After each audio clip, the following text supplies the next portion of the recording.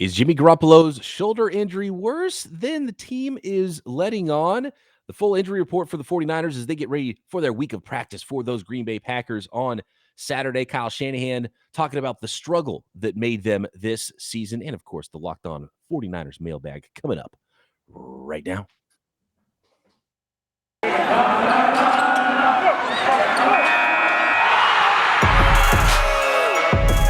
You are Locked On 49ers, your daily San Francisco 49ers podcast, part of the Locked On Podcast Network, your team every day.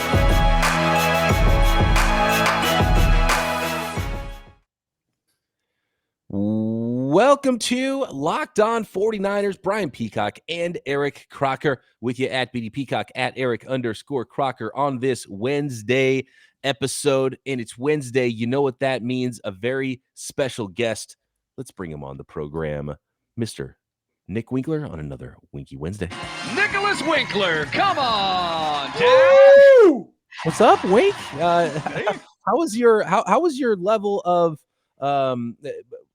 last week there was a listener that sent us his Fitbit or his Apple Watch, whatever it was, his heart rate during the Rams game. And I think probably most 49ers fans were in a nice space for most of the game until that interception. And I would love to see what the heart rates were. How are you feeling when there was the interception, then the fumble non-reception with George Kittle? Oh, I forgot about that play. Sunday. That was rough. Like the moment of ups and downs there. How are you feeling watching that game against the Cowboys? And I know the Cowboys are one of those hated franchises for you, Wink. So what was that like before we move on to these Packers? It's Packers week now.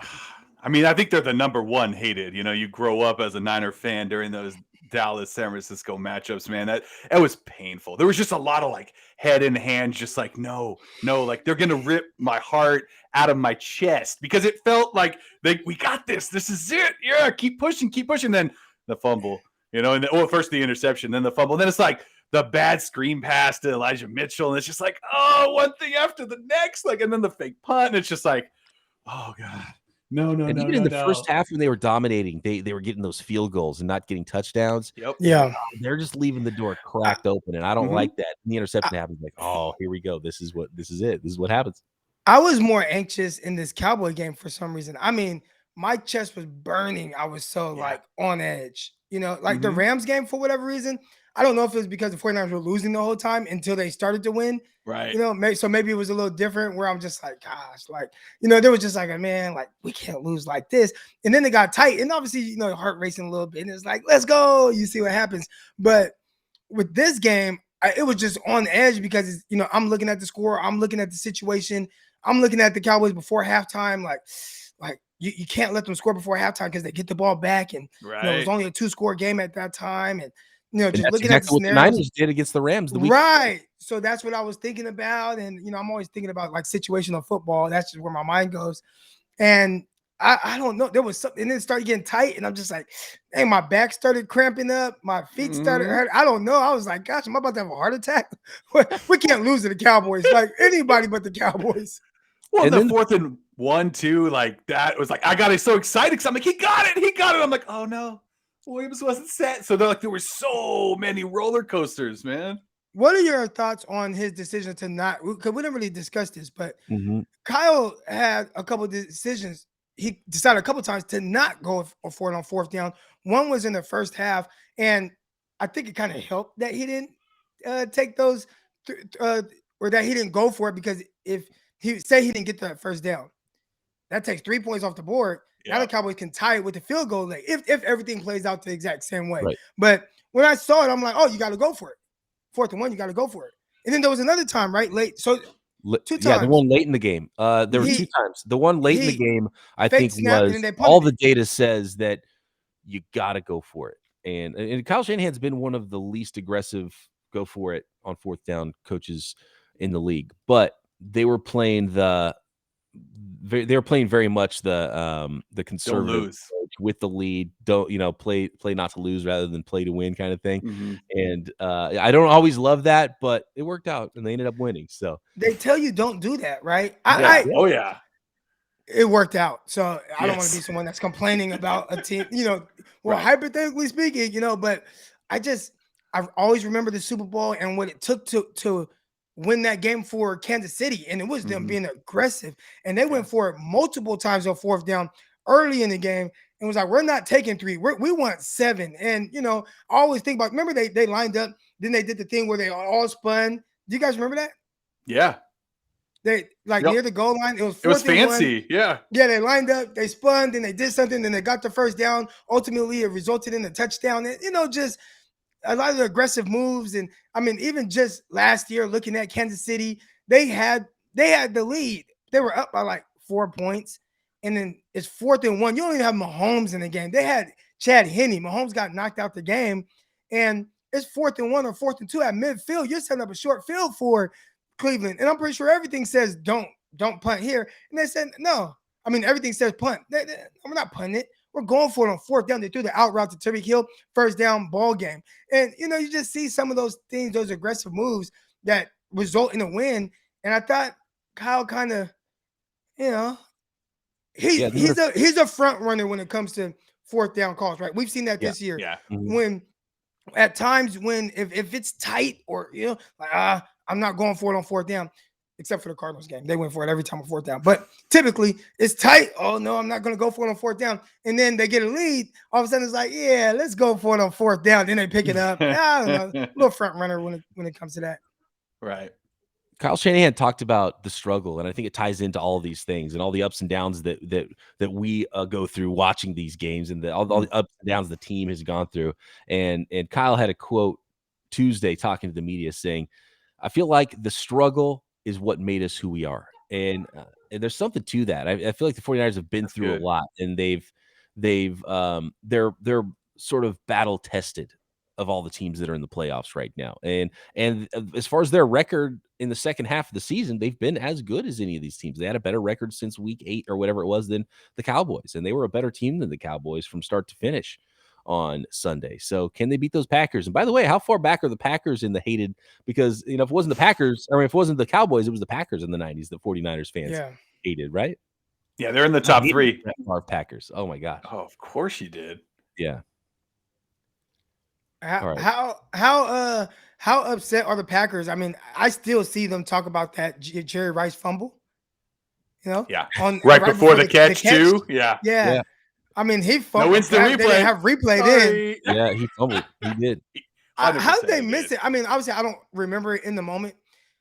I remember the fumble in the moment, but not making a big deal out of it. I was probably, 12 years old, 13 years old. So I remember seeing it, but like, how did they miss that? Because when you see it right now, it's like he blatantly fumbled. Like he wasn't even close to being down. Yeah. It's just one of those things where maybe he got that superstar call, because he's Jerry Rice. Yeah, maybe just bad angle and he played it off well or something for the ref. Yeah. I don't know. Like, Jerry Rice would never the replay fumble. was like, oh wow, he absolutely fumbled. The rest of the injury report real quick from practice. I think the 49ers had a little walkthrough or something on Tuesday, but they'll actually get to practicing Wednesday.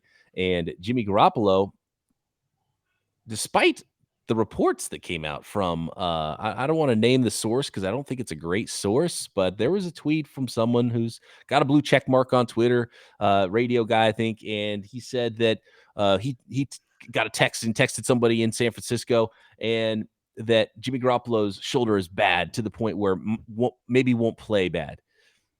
And I kind of call BS on that report because Jimmy Garoppolo is going to be limited at practice, according to Kyle Shanahan. Now, we'll see if he's going to actually be practicing, but that's further along than he was when he played in Week 18 versus the Rams with his thumb, being able to practice on Wednesday to start the week. So I'm not buying that report. We'll see. Maybe he ends up not practicing, but according to Kyle Shanahan, Jimmy Garoppolo will be limited in practice on Wednesday as he was last week with his thumb and shoulder injuries. Elijah Mitchell, Marcel Harris, Dre Greenlaw, Ambry Thomas has just a bone bruise. I've never had a bone bruise, so I can't tell you if that's a major or minor injury, but it doesn't sound like something that's too nice. And Azeez Al-Shaair will all be limited at practice, and Nick Bosa is still in the concussion protocol, will not practice. And Fred Warner, it looks like, will be limited in practice, so that's a good sign. And Willis has an ankle injury, will not practice on Wednesday. So only Willis and Bosa won't be practicing. Do you have an experience with bone bruises, Croc? No contusions, but Is that a bone bruise? I have no idea. No idea. So I've had a thigh contusion. I had a chest contusion, and it's supposed to be like a deep bruise. Okay. So Like a I bruise don't inside remember the if it involves femur. the bone or not, but I know it was extremely painful. Anyway, Ambry Thomas has a bone bruise. Isn't it weird that all the Garoppolo injuries aren't reported during the game or after the game? They're reported like later the next week. Like, oh, he played poorly in the second half. That's because he was hurt. It's like, why are we just hearing about this right now? I don't know if it was the reason, but he definitely had a much worse second half than he had a first half, and he hurt his shoulder in the second quarter. So I don't know. Yeah. Have you seen the stats on his like second halves in playoff games? Yeah, they're not good. They're really bad.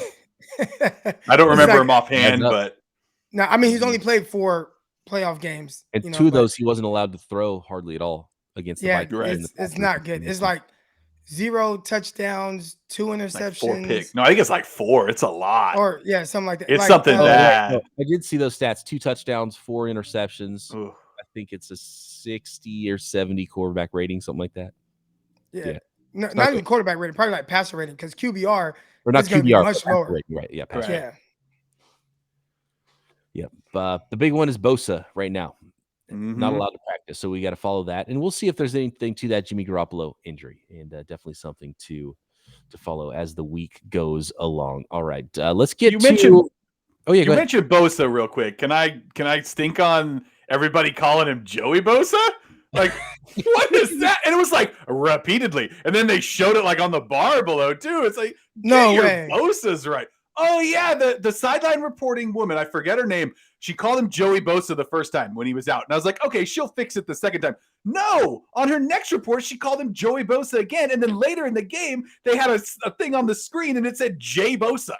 Just like, wow, what are you doing? What in the world? At the game, you missed that. I saw kind of the outrage going on social media, but I did not actually, it was bad.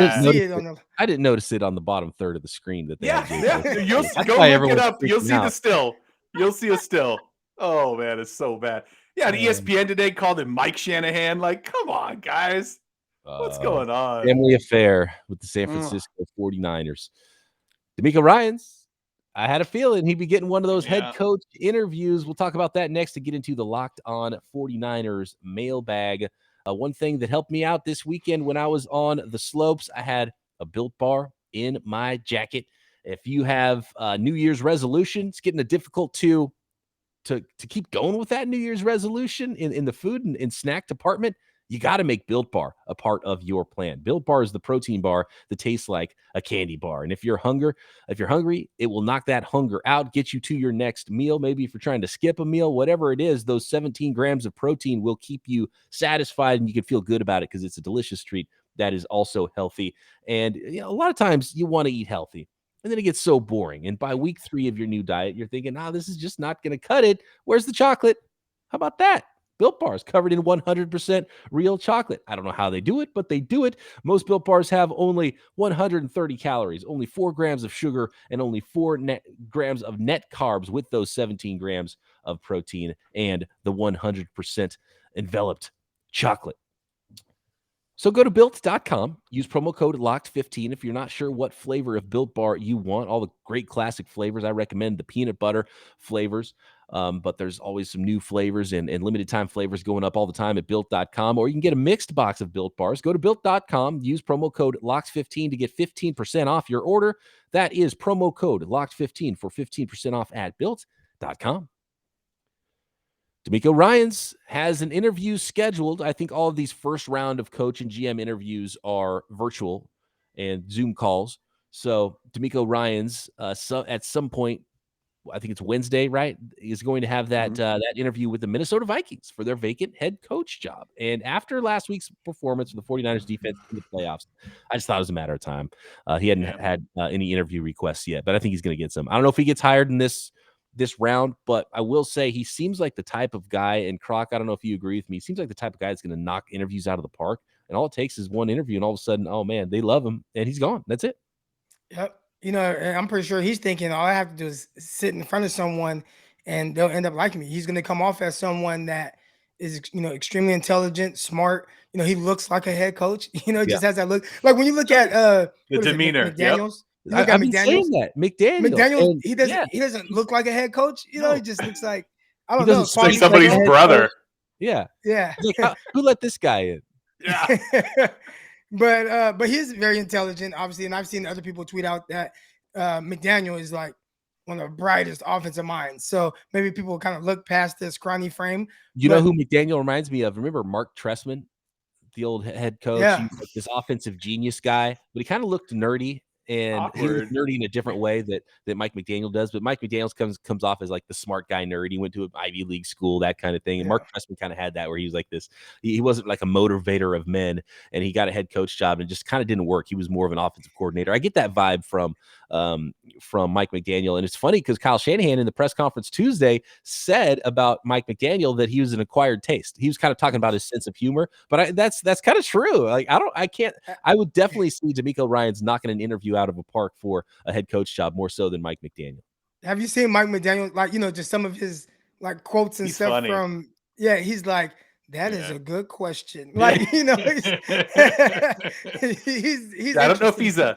I don't know if he's a leader, but he's definitely like somebody you want in your clubhouse, Yes, absolutely. Yeah, you want him But- part of your team, but to be the guy in charge, he just doesn't strike me as that type of guy. And who knows? Maybe Yeah. he'll develop into that, and maybe he is that. Because he's a smart guy, and you want smart people as part of your football team.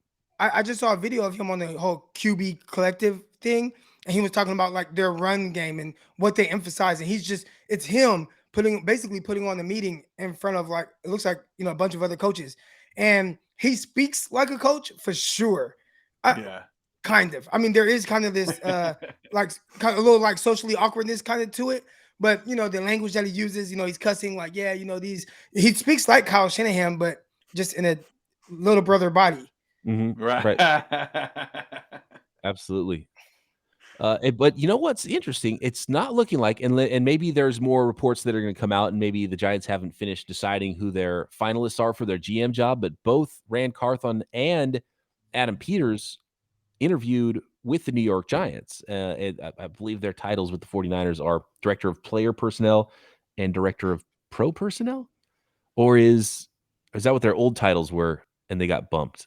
Anyway, I always get it wrong. But Peters is assistant to GM, right? he's assistant GM, and okay, that's what happened. Rand Carthon went from pro personnel to player personnel, which means instead of just overseeing the pro scouting department, they're overseeing the pro and draft scouting department. So Right.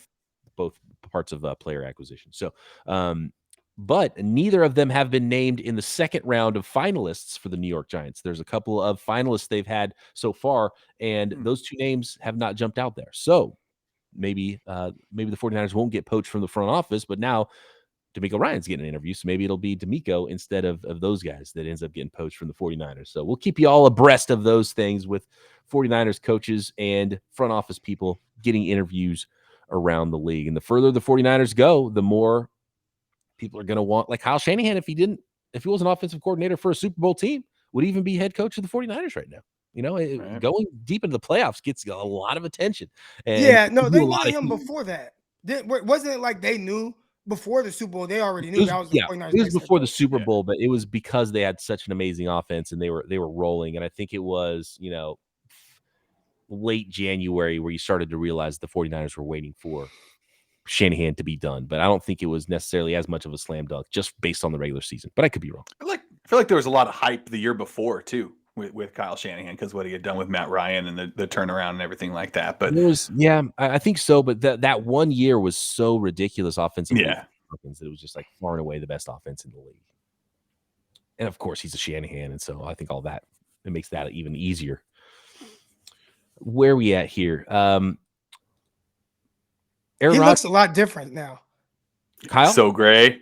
Oh, dude, Yeah, He looks I like he's mean- aged 15 years. Yeah, he has aged a lot. He looks so young. If you look at like his initial hired photo, he looks like a different man. And it's like, dude, it's only been 5 years, man.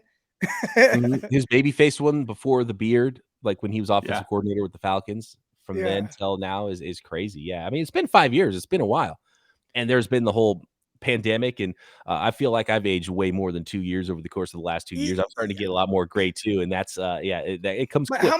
how much do you age from like 37 to 41? I feel like you don't age a whole lot in that time. You do. Depends on what you're doing. For me, it was kids, and I aged a lot.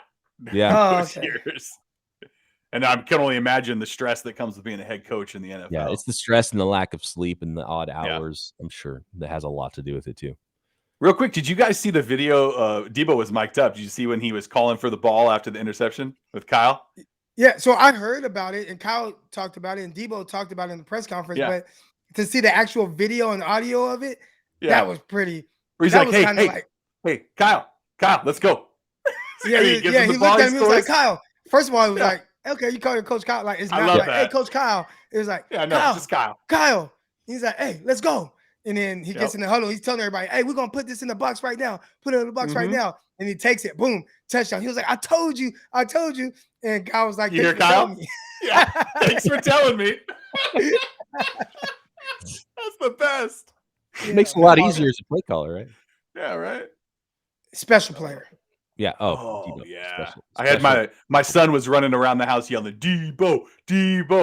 So that's I think it's safe to get a Deebo jersey. I don't buy jerseys. I think so.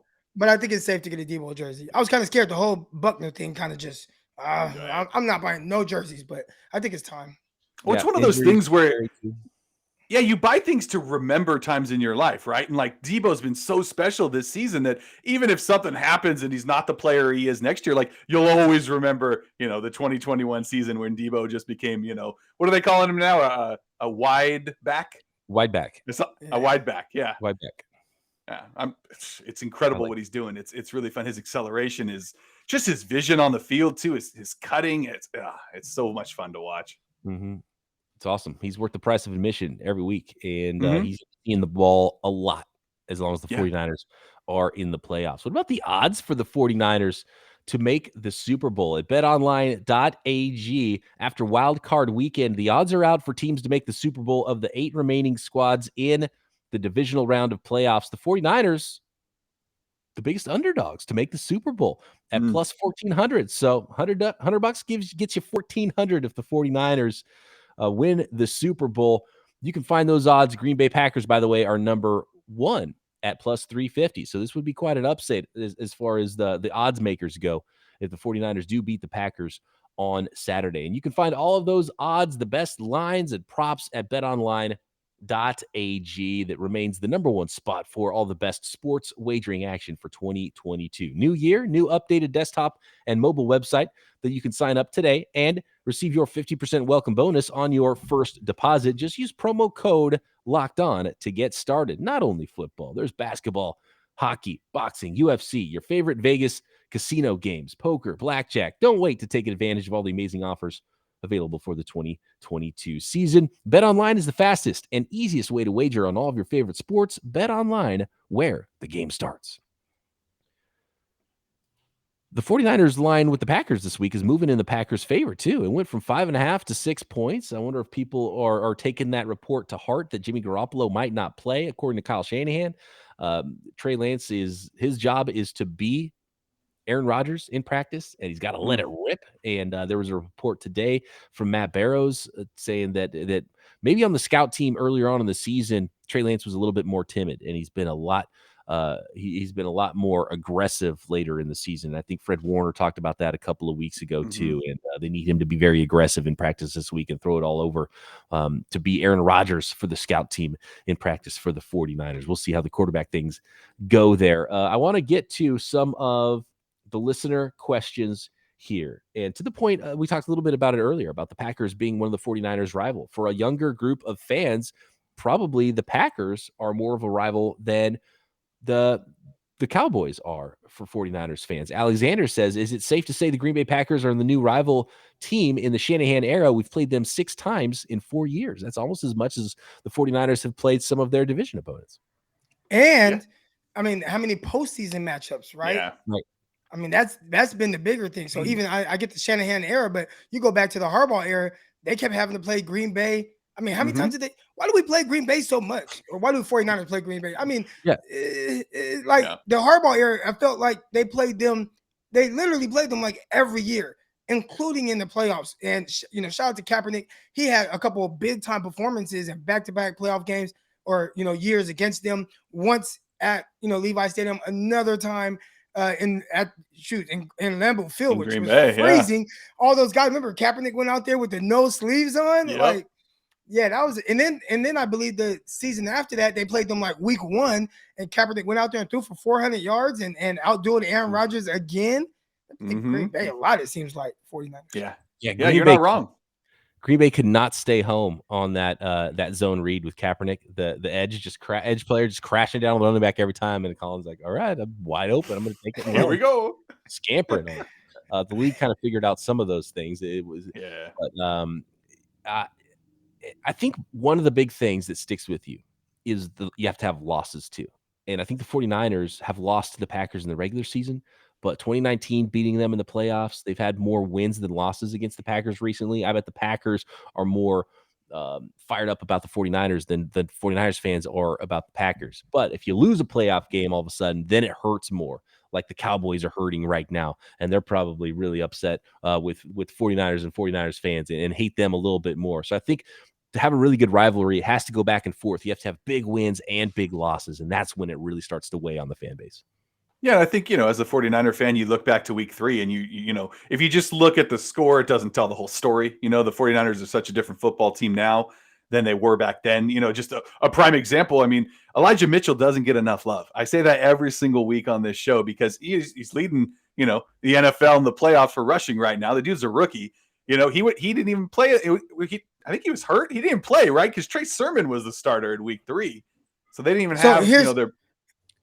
Here's the notes on it. We actually got tagged in it from our guy Billiam, Niners Billiam, and it's in the Kosh tweet. And in the week 3 matchup, Elijah Mitchell didn't play at all. Deebo Samuel had 0 rushing yards. Arden Key rushed from the edge 3 times. Lenore and Josh Norman played corner, and Jawan Jennings didn't play a snap. So definitely look at how different this team is. Contribute, yeah. Very different teams, and the Packers are going to be a very different team too if they get Jair Alexander back and they get Zadarius Smith back too. Really Bakhtiari on the defense. They got Bakhtiari back to the regular season. Yeah, so the Packers are getting as healthy as any team in the NFL. Had a bye week to rest everybody, including Aaron Rodgers' toe. So they're a better team probably too. So this is a much better matchup than it was in week 3. I can't wait to see how this goes. 5 degrees. I've seen maybe 3 degrees.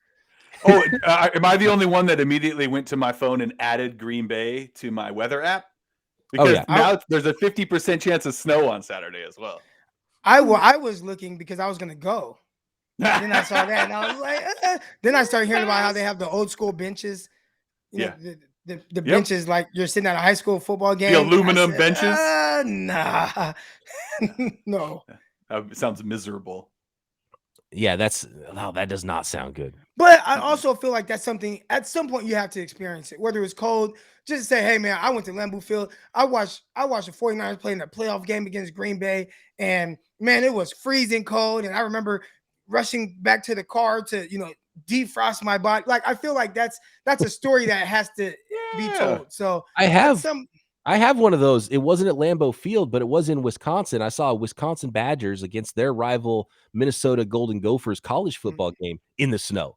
And that was fun. That was really awesome. And we were freezing. And I luckily smartly bought some gloves walking to the stadium. Somebody on the side of the road was selling gloves. So I've got some Badgers gloves somewhere. And I would have been dying if I didn't have those gloves during the game. How layered up were you? It was snow. Yeah. Not very. I was California layered. Yeah. Nice. Not waterproof clothes. I was unprepared for that, as were all my friends from California. And one of our buddies was going to college there in Wisconsin. So yeah, it was but it was awesome. It was a super fun experience. Going to a football game in the snow is really cool. Going to a playoff game in the snow would be pretty darn fun. That sounds amazing. I don't know. There's something about, when you wake up on Sunday morning and you turn on the games and like there's that one game that's in the snow and you're all warm in your house. Yeah. Like, there's something really comforting about that. Being at a game live where it's snowing is the second best thing. The best thing is being in your living room on the couch while there's snow somewhere else. With a blanket and your coffee in your hand. Yeah. Eating tamale pie. Oh, man. Right. Don't get us started. Had a 20-minute conversation. Yeah. At Eric _Crocker at Bay Area Wink. Let us know about your tamale pie recipes. We were talking about that off the air. I think that's going on in the Crocker household tonight, and will be going on in the Peacock household. I'm just learning about it. I didn't know about this tamale pie thing. So, and Winkler's all over it. I can't wait. I can't wait to throw that down. A couple more questions here. Actually, one of the questions I had was about that very thing about the difference in the two teams. And I think that's you really cannot the 49ers were so different in week 3. Like that was almost a different entire year. Yeah. I don't think you can take anything away from what happened in week 3 with the 49ers. They were undefeated going into it. Yeah. Which is weird. So this is from Big O, aka Bruno Mars, Big O Swan on Twitter. He says, I'm just saying, the Giants in 2007 beat the Bucks, Cowboys, and Packers en route to a Super Bowl. 49ers mirroring them a bit. Jimmy reminds me of Eli. The D-line is so similar, and the story's similar. We'll see. I like that. And that was I think the Jimmy and Eli thing is pretty good. But that Giants team, they won on the power of their defensive line. That I think they called it the NASCAR package or the race car package with, 4 defensive ends on the field at the same time. And I think that does sort of mimic what the 49ers are doing right now. And it's pretty amazing. Yeah, Packers, Cowboys, and Bucks. And if the 49ers go through 2 rival teams that they've faced so many times in their history, like the Cowboys and the Packers on the road, and then Jimmy versus Tom Brady, the ex-New England Patriots quarterback, like the storylines are amazing right there. Yeah, and if it's the 49ers crazy. make that run as road warriors all throughout the playoffs and make it to the Super Bowl to play a home game at SoFi Stadium, I mean, that would be unreal. That would be an all-time run through the playoffs. You mentioned Brady. Yeah, it could be the Rams, in the NFC Championship game with a home game at SoFi Stadium. Back-to-back home games at SoFi in the NFC Championship and the Super Bowl. We referenced not that Giants team, but I think it was like 2009 or whatever that team was. The one that beat the undefeated Patriots. The other one, yeah. Yeah, we referenced that team because they were a team that at one point lost 4 straight games in the season. They kind of backed into the playoffs and ended up winning it all. And we talked about that. You got to just win at the right time and get things to click at the right time. And when you look at the 49ers, there's a lot of hype behind them right now going on in the media, and I think deservedly so, just because of the way that they are able to win. I look at this game, and it's in the snow. We'll get into more of this on the crossover episode with Peter. But, the 49ers are kind of built to play this brand of football. The hardball teams were, in that type of cold weather. I don't think people were too much worried about the 49ers California team having to go to Wisconsin because of the style and brand of football that they played. I think this team is pretty much built the same way. There's nothing finesse. I got asked about this from some Cowboy people. They asked, like, what is it to that whole, are the 49ers bullies or just are they more physical or are all teams physical? And I'm like, no, like some teams kind of build their team based on that. Yeah, everybody is kind of a tough guy in the NFL, but there are some teams that play a more physical style of football, and that's what the 49ers have built their whole brand around. Like, it's smash mouth, in your face football. We're going to wear you down that way. We're going to run the ball. We don't even care if it's coming. We're going to toss to Deebo Samuel. We have guys that epitomize that, right? Guys like George Kittle. He's screaming as he's blocking guys and pancaking them to the ground. Yeah. The defense, I mean, they really kind of built their whole identity around that. So it's different. Yeah, the Cowboys got some tough guys, but the 49ers are a tough team. And it's a little different. And I like their chances going out there to the snow and still being able to play that brand of football. And for sure, the 49ers are the last team anyone wants to face right now. And we'll ask Peter about that tomorrow. Peter Bukowski will be joining Croc and I on another Thursday crossover episode. Wink, appreciate you, man. Thanks for jumping on once again with us here on this Wednesday, this Winky Wednesday. Yeah, my pleasure, guys. And thanks, everybody, for making us your first listen. For your second listen, check out Locked On Bets, your daily one-stop shop for all the gambling needs. Locked On Bets, hosted by your boy Q, with expert analysis and insight from Lee Sterling. It's free and available on all platforms, as is this show, as is Locked On NFL Draft, featuring Eric Crocker, as is the Peacock and Williamson NFL show, featuring myself and former NFL scout Matt Williamson, daily right here on the Locked On Podcast Network. Crossover time tomorrow. Talk to you then, right here, Locked On 49ers. See ya.